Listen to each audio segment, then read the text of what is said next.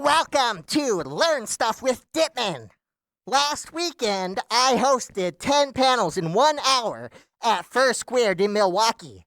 You are now watching a recreation of those lessons. So here's panel number 1. Squeak! Welcome to Learn Stuff with Dittman Rat. I'm Dittman Rat, and this is the first of 10 mini panels. If you're not interested in the current topic, just wait 6 minutes. All right, let's go. Sorry, that was my previous name for the panel. Okay, now let's go. Let's start with something fun. Who can defeat Bugs Bunny? Okay, I'm not thinking of this in terms of like Goku versus Superman, where we like bring out a whole bunch of stats and stuff and compare them. I'm just looking within the Looney Tunes universe. Who has actually gotten close to defeating him and who has defeated him? All right, let's meet the contestants. Of course, we have Bugs Bunny. He's our defender. And these are 20 contestants who are going up against him. Specifically, these 20 characters have faced off against Bugs Bunny at least like 2 or 3 times, okay? It's important to note that not all of these characters are trying to beat Bugs in the same way. Some of them are trying to eat him for dinner or shoot him, and others are just trying to beat him in like a card game or something, okay? There's a few options, but let's go. Here are the first 6 contestants. We've got Hugo the Abominable Snowman, Gruesome Gorilla, Nasty Canasta, the Big Bad Wolf, Black Jacques Shellac, and Witch Hazel. These characters have only fought against Bugs a couple times, and I don't think we can reach a definitive conclusion yet. But I'll just give one example.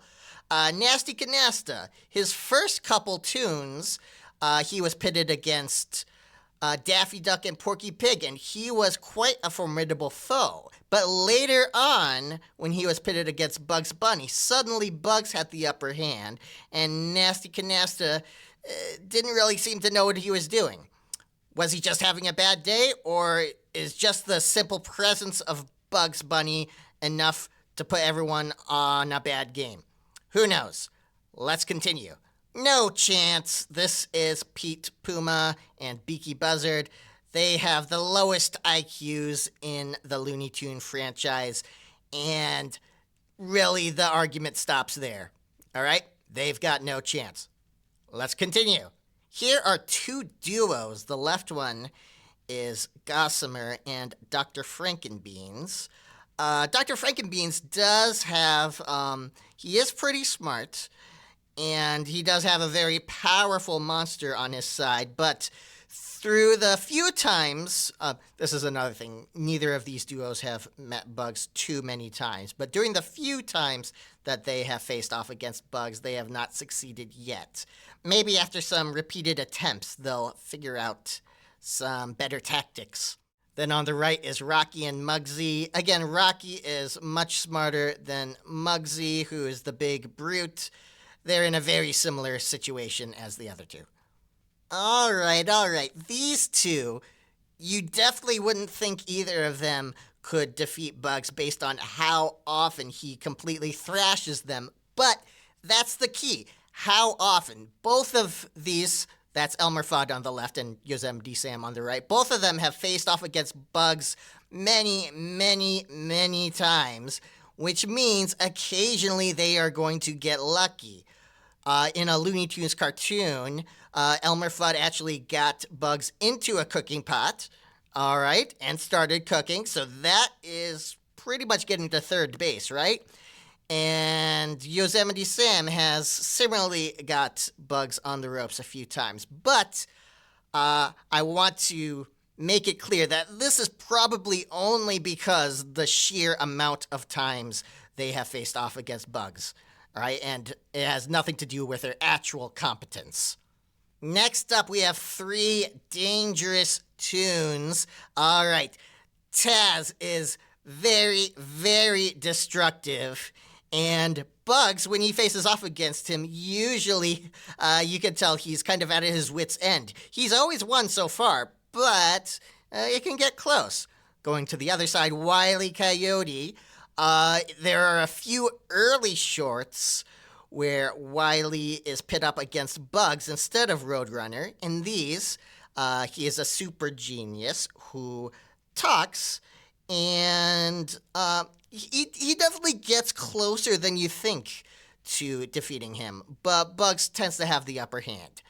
Then Marvin the Martian is also dangerous. He is very technologically advanced, but so far he has not gained the upper hand on Bugs. But, I mean, he's got a laser that can destroy planets, so Bugs needs to tread carefully. And now we are getting to the most dangerous Looney Tunes of all.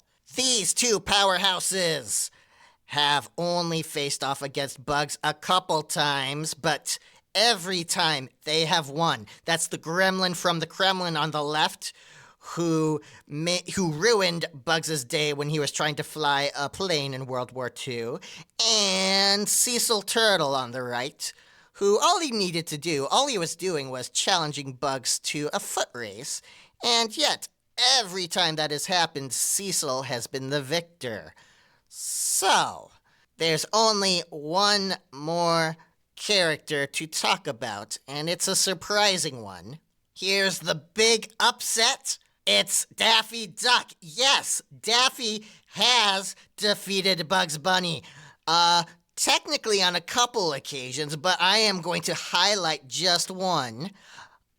In 2001, Looney Tunes released something called The Big Game, which was released the day before the Super Bowl, and it was a competition between Bugs Bunny and Daffy Duck, where they showed some of the best moments from their cartoons and had actual sports commentators talking over the films and awarding points, and here was the final score. So, Daffy Duck was the clear winner, and he can serve as an inspiration to us all that even the most undefeatable foes can be undefeated. And that's all, folks. Unless you have some questions. I, of course, am an expert on this subject, so type out your questions in the YouTube comments or the Patreon comments, and I will answer them, and I will see you next time for mini panel number 2.